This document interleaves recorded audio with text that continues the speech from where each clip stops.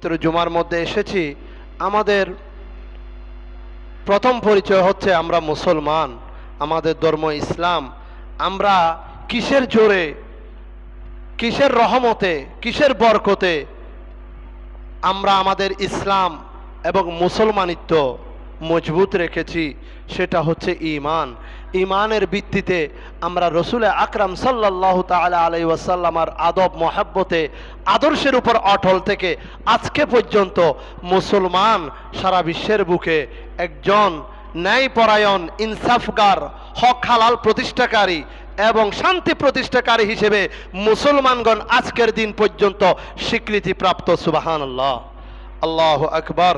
প্রিয় হাজরিন, আমার দয়াল নবী কোনো প্রাতিষ্ঠানিক শিক্ষায় শিক্ষিত নন, কোনো প্রতিষ্ঠানে লেখাপড়ে master degree, PhD degree, MPhil degree আমার নবী নেন নাই।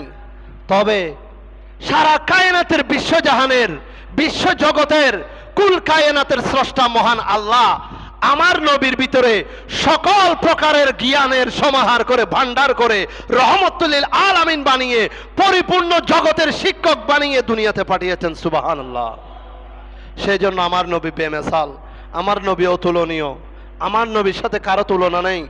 আল্লাহ সৃষ্টি জগতের মধ্যে আল্লাহ শ্রেষ্ঠ সৃষ্টি হিসেবে, শ্রেষ্ঠ মখলুক হিসেবে তার হাবিব মুহাম্মদুর রাসূলুল্লাহ সাল্লাল্লাহু তাআলা আলাইহি ওয়াসাল্লামকে সৃষ্টি করেছেন। সুবহানাল্লাহ। সেই জন্য জিনার শিক্ষক আর রহমান, দয়াময়, আল্লামাল কোরআন, যিনি কোরআন শিক্ষা দিয়েছেন, খলাকল ইনসান, মানুষকে সৃষ্টি করেছেন, আল্লামাহুল বায়ান, এবং মানুষকে এটা বর্ণনা দিয়ে বুঝিয়ে দিয়েছেন, মানুষকে ওয়াজ নসিহত বয়ান দিয়েছেন। সুবহানাল্লাহ। তিনি হচ্ছেন আমার দয়াল নবীর শিক্ষক, এক মহান আল্লাহ, লা ইলাহা ইল্লাল্লাহ। সুবহানাল্লাহ।